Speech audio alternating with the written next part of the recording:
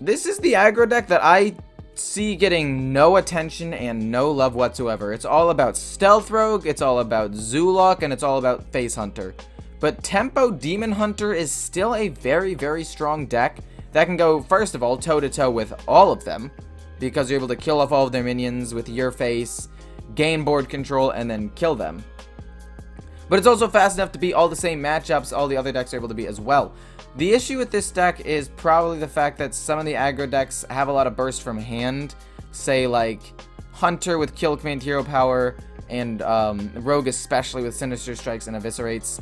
And because of that, if this deck goes into a Druid matchup or something with a lot of taunts, this deck really only has Kayn to respond to that, which is a little bit harder. You also have Glavebound Adept, but it's a lot more expensive, and it's not as easy to burst as it is with like a Rogue, where you just Secret Passage, Sinister Strike, Eviscerate, and for 4 mana you do 7 damage and thin out your deck. So definitely some weaknesses, but this is a very minion-based deck. It beats up on a lot of the other decks that are trying to be minion-based that are aggro, and if you go fast enough and wide enough, it can beat a lot of these slower decks as well, because they don't have as good removal as, you know, previous sets. They more go for really high value-based things, right? By randomly generating stuff and going for buffed up weapons, but this deck can take advantage of that. It doesn't give the control decks enough time to get that value. And along with a lot of the other aggro decks, I think that this deck deserves to be in the conversation as one of the better aggro decks. At least top 3, top 4-ish. Should be considered one of the best decks along with Zoolock, Face Hunter, and Stealth/Weapon Rogue. So anyway, I hope you guys enjoyed the video. If you do, feel free to like, comment, and subscribe. In terms of keeps, obviously you want to keep all 1-drops and 2-drops except for the Voracious Reader. And basically get rid of everything else. And yeah, if you have any questions, feel free to ask them in the comments. Check out my Twitch in the description, and I hope you guys enjoyed the video. Let's jump into it.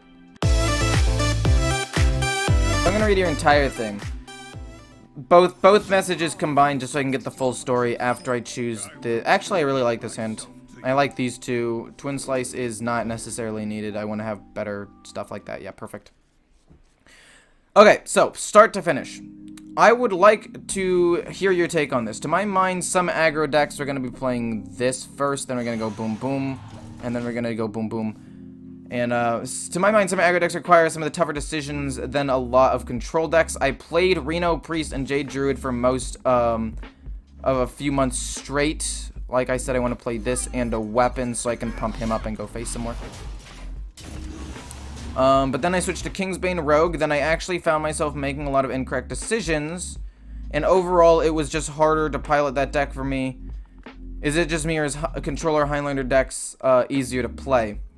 I don't think that control/control matchups are as hard as they used to be. If you look at the OG Reno lock... Wait, do I want to give him Divine Shield or him Divine Shield and keep pumping up? Oh, why won't it let him spectate? Did I do the thing? Oh, wait. Oh, I checked that off. My bad. He should be able to spectate now. One sec. I'll finish off your thing when I'm done doing this. I want to play Bone Chew Brawler, that's for sure. But I don't know if I want to Aug Merchant this or this. Because, like, this survives Breath of the Infinite already. I think I want to do it on this. So that way it also survives Breath of the Infinite. Which is what I assume he'll play. If you look at the OG Reno lock or Control Warrior mirrors a few years ago, the skill actually mattered a ton there. Now you just generate a bunch of random cards, play them more or less optimally, and hope that you are the luckier guy. I do think that the current state of Control is problematic because a lot of stuff is RNG based. But I will also say... Is that Penance? Yeah, okay. But I will also say that I think... that overall, I think aggro decks are harder. People are going to disagree with me. People in the comments are probably going to be like, what the heck are you talking about? It's not harder at all. Are you dumb? Oh, shoot.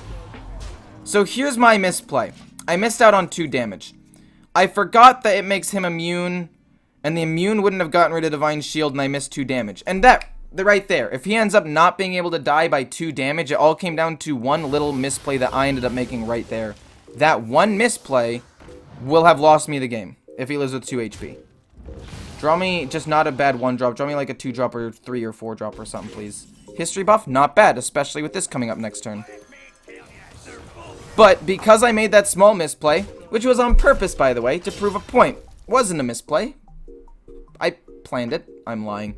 But if he ends up living with 2 HP, that one misplay loses me the game. Whereas control, you just need to play stuff and survive, and then eventually you'll just win. Or you'll lose. It kind of depends, I guess. But you just play stuff.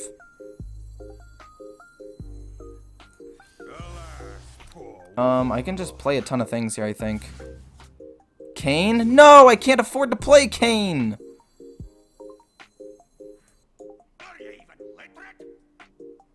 You're invulnerable, so that's great. We'll pump your health up because I want to. Hopefully it pumps him, and then we'll play you. There's no reason to not hit this because... Oh, you're not immune! That was a misplay. Again, little misplays like that could end up costing me the game, because now he can kill my Cream, and I'm not going to be able to value trade into things, and I could just straight lose the game off of that. I don't know how much I like history buff in this deck. I think it's pretty good. But I don't think it's, like, perfectly optimal, if that makes sense. You can also just heal the stupid 2-1. I can't believe... For some reason, stupid other characters. I'm so bad. But I'm trying to explain something else at the same time here. Oh, okay. So you just pop off and kill me then. Okay. Okay. How much damage can I do here with Kane? It depends on what I draw. Beaming Sidekick. Okay. Beaming Sidekick pumps Kane. What do you get me? That's not... Leok. Would Leok have won me the game? See, now I'm going to be 2 damage short. And it literally is going to lose me the game. It actually loses me the game for being a couple damage short. And then I guess we kill this after the fact and hope it doesn't hit one of the good cards. Don't hit the good... Okay. I missed out on 1 damage with the Battle Fiend 2. This entire game has been riddled with misplays. But if I had played correctly and hit first...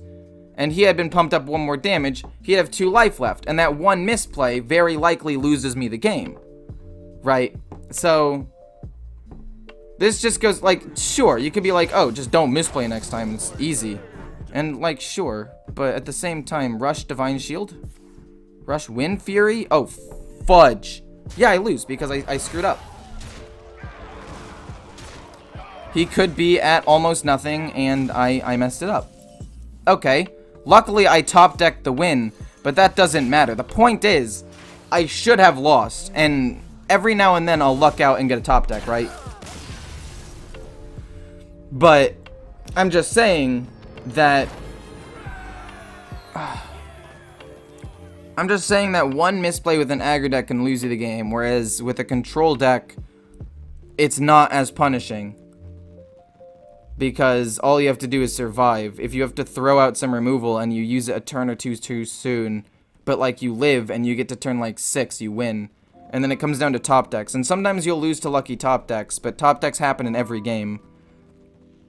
Like this, I should not have won because I made 2 big misplays that ultimately cost me 3...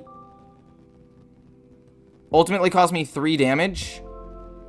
And he was at 3 HP when at the end of that turn.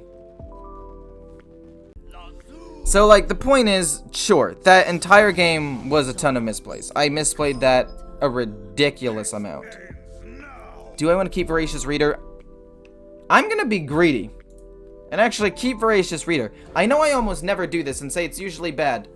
But I have a good feeling about this one. Immediately top deck Skull of Gul'dan. History buff's not bad, I guess. We'll play you. I don't know why I felt like I had a good feeling about it. It was a weird, bad decision. I should have played it later on, but not important anyway. Point is, aggro decks, every decision matters a ton. And you have to make sure that you don't screw up a ton of those, like, little decisions. Oh, wow. Wow! Bone Shoe Brawler, trade. I don't want to worry about that. I could have hero powered it, but I'm going to play this. Hero power, maybe something else next turn. Interesting, that's fine. He got that a turn late, which is kind of unfortunate. I don't think he needed to play this Cleric Scales there. I really don't.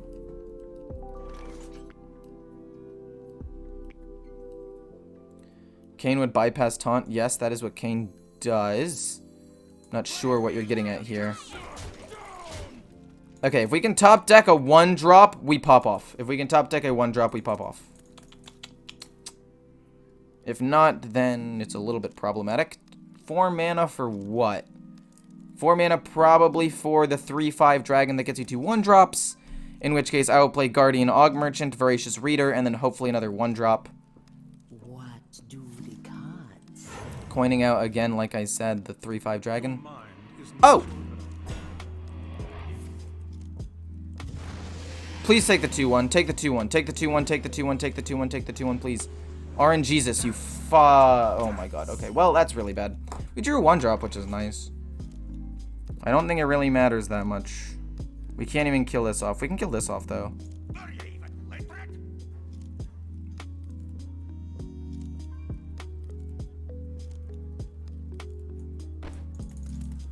I want to play both of these before the Voracious Reader. I want to give you health, and then you Divine Shield. Hit first, then give Divine Shield. Then play Voracious Reader. And then pass. And draw 2 is fine. Was that a bad play? Should I have saved this with a Divine Shield to put on this and just played that? And then given that Divine Shield? The answer is probably yes. Because now he gets Breath of the Infinite off of this card and kills my board. My entire board's doomed now. Like, it's absolutely wrecked. Oh, no? If he trades into that, then he doesn't have it, and the game is very much winnable.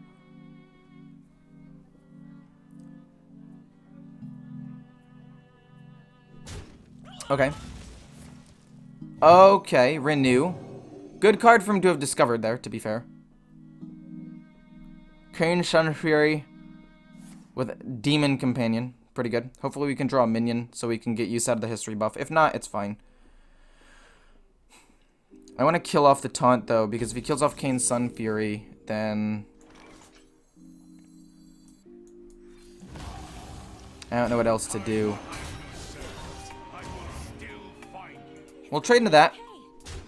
It's only 1 damage, and it keeps these things healthy. It means that he can't get rid of, like, this Divine Shield and stuff. Kinda wanna just go hard face, honestly.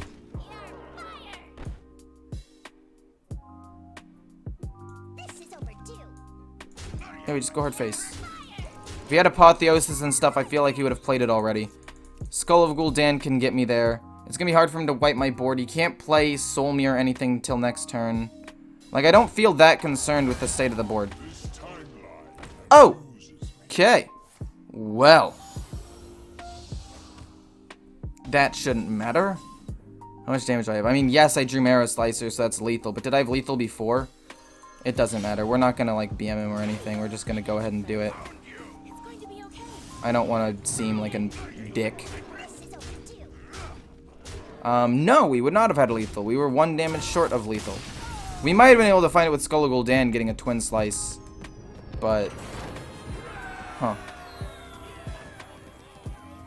I mean, sure, you could make the argument that Agar is brain dead because I just played things on curve and killed him off. But, like, making the decision to go face there, kill the minion, that one decision would have changed the entire course of the game, probably. Or the decision to give Divine Shield to something else, assuming he had the board wipe, would have changed how everything ended up working out. So, like, yes, tempo in some regards is easier, but at the same time, the decisions that you do have to make matter more. So I don't know if I would say that it's harder, but I would say that, like, certain decisions matter more in aggro than, like, control. Okay, so it's gonna be face versus me, and we're gonna just try to rush him down. We're looking for a 1-drop. Twin Slice is good into Hunter, so that way we can kill off something really early on. Battle Fiend is good. Another Battle Fiend is also quite good, though. And we get to go first. And we get a Blazing Battle Mage, so if he doesn't play anything turn 1, we just flood. If he does play something turn 1, we just trade in and flood some more. Hope he doesn't get explosive, and then we run away with the game. Alright. Suboptimal, for sure, but it's okay. Guardian Og Merchant, okay. Play both of these, hit face. Maybe I should have... No, I think that doing that and applying as much pressure to the board was the correct play there. Wolpertinger. We're so doomed. I just... God, dude. We get to kill off everything, which is great. But at the same time, it's miserable, man. Hopefully we can draw a 1-drop. Hopefully he doesn't have explosive. If he does, we just try to control the board to the best of our abilities, and that's it. Or... No, I was going to say, or we draw Kreen. But Kreen only helps a little bit against explosive. It only helps save 1 minion. Thanks so much for the follow, true number 2.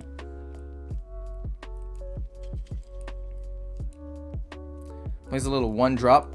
A little bit of 1-drop action. Oh!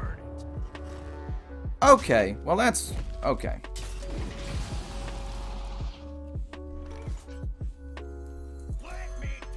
Let's kill this off. And go face. He's probably going to kill the history buff. But I'm going to try to play Voracious Reader and draw some cards off of it and hopefully get something there. If he doesn't kill it, that's great. If he does, that's lame. Okay.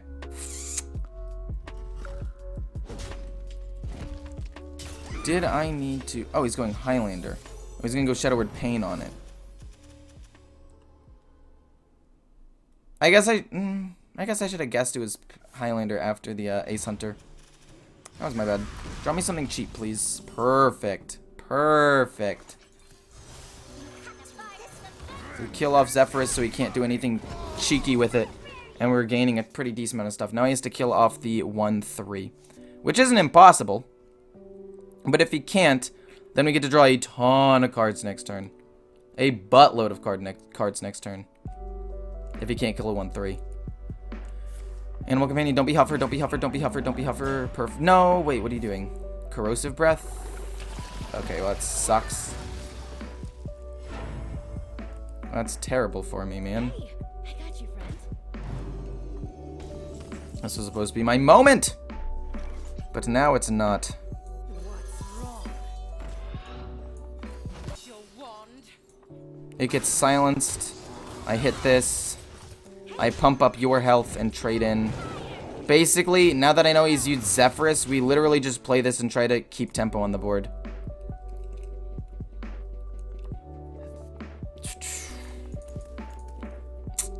Oh, man. Zixer? Don't be Zixer. Be the other one. Dude, every single time. Why can't you just low roll?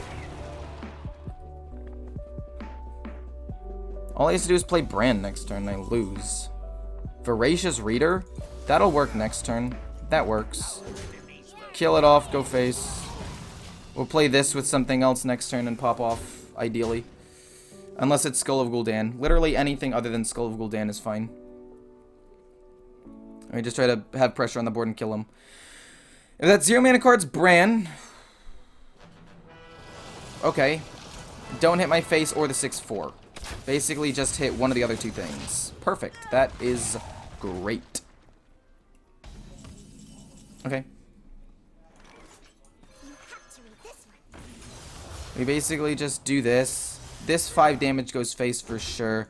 I don't want this to live. And honestly, I don't want to get kill commanded either. He's already used Zephyrus. I'm not going to get bursted down by anything, probably. So I think that we just have a good state on the board and we'll just win with sheer attrition. Even with Bran. Like, if he plays Bran, I will win. If that's all he plays, if he doesn't trade in. Don't you Brawler, doesn't really matter. Guardian Og Merchant. Oh. Okay, well, that's not great. How much damage do I have? Actually, how much damage do I have? 6, 10, 11, 12. So, we do not have enough. Do we have enough? That's only 12 damage. 4... That's only 12. Yeah, we only have 12. Okay. You want my respect? Burn it. Vengeance is mine. Kill. These things trade in, so that dies, and then we do 4 more damage to his face. He doesn't have removal because he's Highlander Hunter and he already used Zephyrus, so we just win. And perfect. We got him. Well played. Well I'm playing around 6,000 Legend, and I can't win with Stealth Rogue consistently. Playing against a lot of control decks. That's fair. A lot of people have been teching into Stealth Rogue because it's been so powerful. They've been running as much early game removal as possible, and then you just can't really do anything once they kill your minions. He could have top decked Zixer. True. If he had top decked Zixer, the game would have been over. I would have probably lost. Maybe. I do like this opening hand with the Demon Companion and the Beaming Psychic. History buff is just a little bit slow. We want 2 drops. We want another 1 drop. We want to pop off. This is good. This is pop off. This is what we want, actually. Perfectly what we want. Let's see what we draw. Another Beaming Sidekick's huge. It helps me play around the removals so well. So we don't want to pump up the 2-1. Because if we pump up the 2-1... then it'll only have 3 health, and 3 health still dies to things like Penance and Holy Smite. What we want to pump is the 2 health minions, like the Battle Fiend. Pumping this up, playing around that kind of removal is really, really good for me. We can pump him up again, if we want, and make him a 2-6, and just try to do whatever we can there. Heals up a little bit, we'll Beaming Sidekick the 2-6 again. Just because I want to make sure he lives, and we'll just flood the board. Actually, this is literally the best we can do. Hit first, then trade in. We have Marrow Slicer. We get to push a lot of damage next turn. Breath of the Infinite leaves up the 2-6, which is exactly what I wanted. I guess I could have pumped up the 2-2 and had it still live, and had 2 things live with 2, but then it still could have been killed by another one. Or potentially like a Penance. He's coining out a 4-drop, which is weird to me. Mass Dispel. Who runs Mass Dispel? Ram him in the face, do as much damage as we can. Unfortunately, this was wrecked. I basically just missed out on 3 damage right there. He'd be at 8 if it weren't for that Mass Dispel. We also have really nothing else to play. We need to top deck something really good. Skull Gul'dan is something that I cannot play quite yet. If he gets board wipe off of this, which it looks like he might do, it does not look like he was able to do. I assume that since he picked it really, really quickly, it was possible. But alas, it was not, apparently. Kane? Kane is what I top deck? That's so good. How much damage is this? 1, 2, 3, 4, 5, 6, 7... 8, 9, 10. Yeah, it's literally lethal. What the heck? That's so dumb. That was such a good top deck. And I know that people are going to use this as like an argument like, look, see, aggro deck is brain dead. You just play cards and top deck well. But like, I played around certain removal well. I thought about every single move. And let's say I pumped up the 2-1 for some reason. And then he penanced it. Like, that would have lost me a lot of tempo. And not pumping up the other guy, the other 2-2, it didn't end up mattering, but it could have been played around by him. I don't know. I still think that it's good. I still think that aggro is harder than people give credit for, and every decision matters more. But I do think control versus control is still fairly hard, and yeah.